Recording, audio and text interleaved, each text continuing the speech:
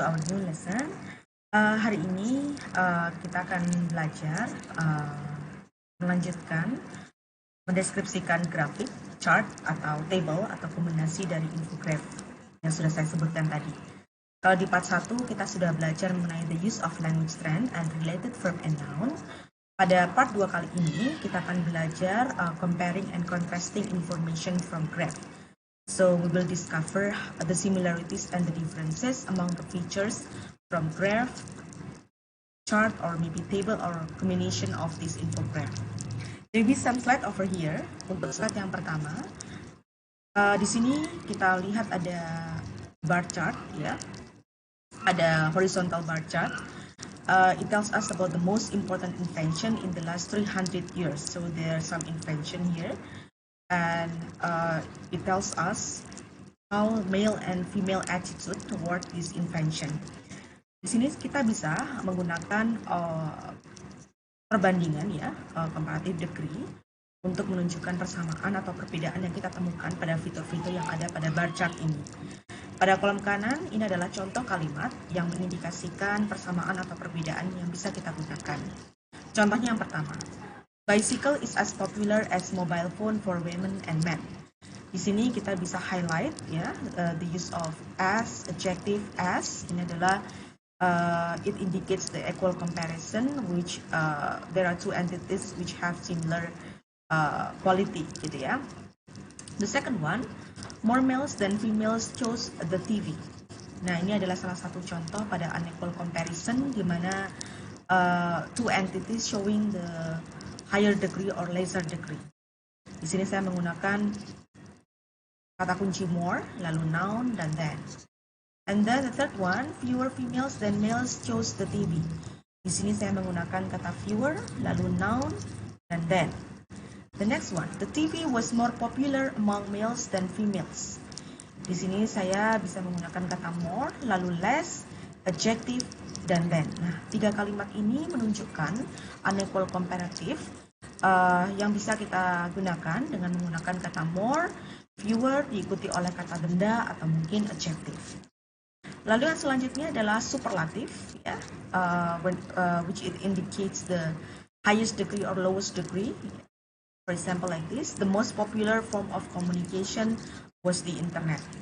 Jadi kita bisa gunakan ini lalu diikuti oleh adjective. Nah, ini adalah beberapa kalimat yang bisa kita gunakan when we discover similarities and differences among the features from the chart, graph, or maybe tables or combination of this infograph.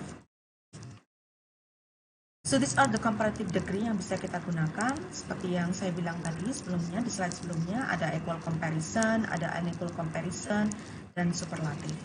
And this is the formula. You have to keep the formula here for the equal comparison. We have subject and then verb, as, adjective, as, noun. For example, like this. Bicycle is as popular as mobile phone for women and men. And then as many females as males chose the computer. Not as many females as males chose the radio. Jadi when it comes to equal comparison, Anda bisa menggunakan formula ini, yaitu as, adjective, as. And then, what about if it is an equal comparison? We discover some differences among the features in the graph. Kita bisa menggunakan formula atau rumus ini. Jadi seperti yang saya contohkan juga di slide sebelumnya, ada beberapa kalimat di mana Anda bisa menggunakan kata more, lalu Anda ikuti dengan adjective, gitu ya. Lalu then. Dan selanjutnya adalah more, fewer, diikuti oleh kata benda, lalu then. Contohnya seperti yang ada di bawah ini. The car was more popular among females than males. More people selected the bicycle than any other invention. Jadi di sini saya menggunakan kata kunci more, lalu diikuti oleh adjective, dan kalimat kedua saya menggunakan kata more yang diikuti oleh kata benda. And it's quite possible, ya. More females than males selected the bicycle, and then fewer males than females selected the bicycle. Oke, jadi Anda bisa memilih apakah Anda menggunakan kata kunci more ini diikuti oleh kata sifat atau kata benda, ya. Lalu selanjutnya adalah superlatif, di mana rumus yang bisa kita gunakan Di sini kita bisa memilih akhiran est atau most ya, lalu diikuti oleh kata sifat. Misalkan seperti contoh yang ada di bawah ini. The bicycle was ranked as the most important invention by most males and females. The most popular invention among both sexes was the bicycle. Jadi ketika Anda menemukan entities yang memiliki highest degree atau mungkin lowest degree pada chart atau mungkin graph yang ditunjukkan, Anda bisa menggunakan superlatif ini. Oke, selain comparative degree yang bisa kita gunakan, kita juga bisa menggunakan adverb dalam comparison ini. Jadi penggunaan adverb ini bisa menambah explanation atau ilustrasi Anda dalam menjelaskan grafik ini lebih precise gitu ya. Contohnya seperti ini. Slightly more women than men voted for the bicycle. So you can add the adverb here in front of the comparison. And then the second sentence, in the past, considerably more people live in the countryside than towns.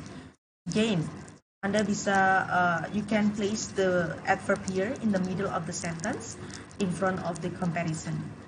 And then substantially less time is now spent doing housework than before. Jadi Anda juga bisa melihat contoh berikut gitu ya dan menempatkan adverb di awal kalimat. So it's quite possible for you to place the adverb in front or in the middle of the sentence. Okay.